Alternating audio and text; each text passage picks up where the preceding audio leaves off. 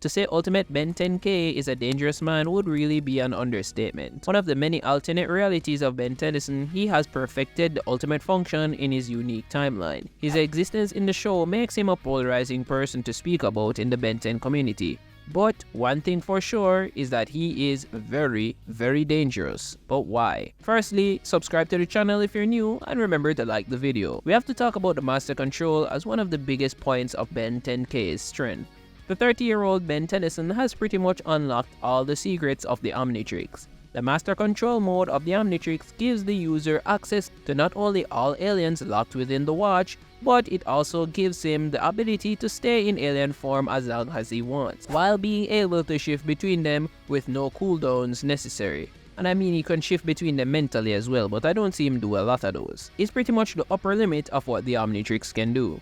Along with complete mastery of the most powerful piece of tech in the universe, he also has one of the most impressive gimmicks, which is the ultimate mode. This puts an alien under a rigorous simulated scenario that forces combat-centric evolution, giving us aliens that can carry nuclear bombs and those that can level armies of Vaxosaurians. However, there is something that is very special that this Ben does, and it is how his mode of ultimate works. He has cast the ultimate mode on himself, becoming a sort of Vixen-like superhero. This is a unique power that benefits him to an extreme level. It sort of reminds me of a technique of training Goku and Gohan underwent during the Cell Saga in Dragon Ball Z. And here is where I believe that Ben has arrived on his own version of the Super Saiyan 2 theory. Now for those who have never watched Dragon Ball Z, let's break down how the Super Saiyan 2 form was achieved, or at least in practice what was done to get there. During this saga, the main character Goku was faced with the strongest threat up until that point, an ever-adapting green android known as Cell, who had been absorbing life forms in order to gain power,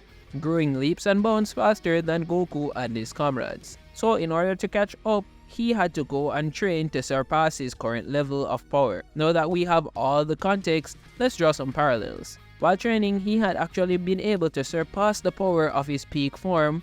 However, for what he gained in power, he lost in a lot of functionality and efficiency. Being able to crush this impending threat with strength, but sacrificing his speed to do so, made his new mode absolutely useless. I believe that Ben 10K arrived on a similar pattern of thinking, as considering that alien forms would give him the necessary boost to hit a new level in power. However, each form would sacrifice a different value in efficiency and functionality once he does this, as regardless of whatever Master Control and Ultimate transformations he had, there would always be a drawback that would affect him in combat. A thought that Goku had during his training is that in order to go beyond the mode that they were accustomed to, that they would have to become comfortable in their peak transformation. Having the peak of the power that you have attained become a natural form of existence for you raises your ceiling for improvement. Hence, this is where Ultimate Ben was born. Being in your most comfortable while maintaining your peak has given Ben all the functionality and efficiency of his natural born body, giving him a completely new ceiling. A completely new gear that he can tap into at a moment's notice in order to go beyond what he has already accessed. Now of course we can't just be giving him all of this fluff.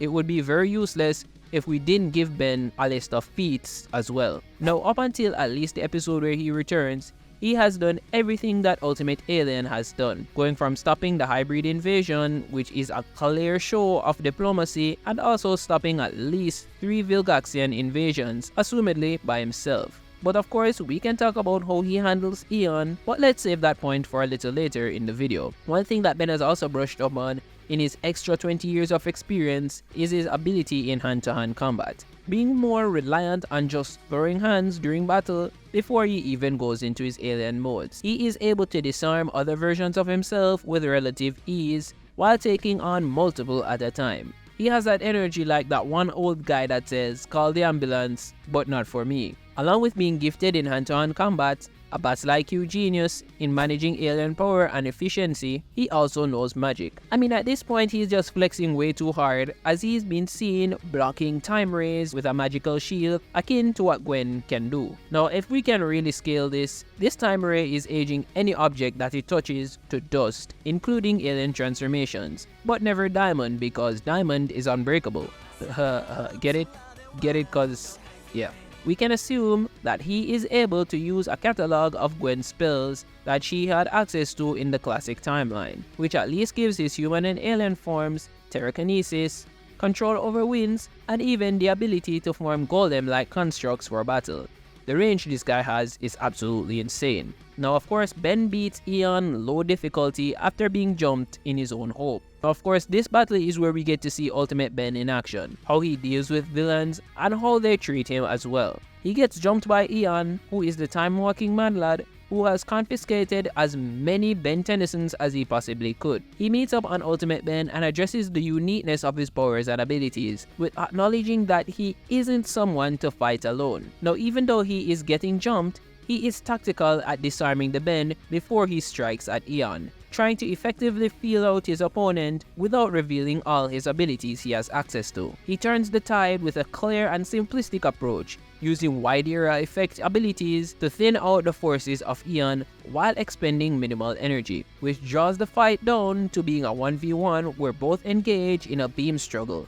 And in this era, we can see where Ultimate Ben accesses that extra reserve of power we were talking about, as he beats Eon in a time-ray battle. Now, I'm not sure if that's not played enough as a high-level feat, but besides the literal Chronosapien big bad Maltruant, Eon is the strongest time-centric villain in the Ben 10 show. To take him on in his element really is giving Sukuna vs Jogo vibes. He will literally challenge you at what you're good at and still win. So as far as we can see that he is a master of the Omnitrix, he has access to the fullness of the ultimate mode, along with being a hand-to-hand genius and a certified magician. So we can see that this guy is an all-rounded combat genius who is more dangerous than what we might have initially thought. However, is he actually the true future of Ben Tennyson? Why does his future change in the first place? Click this video if you want to learn more.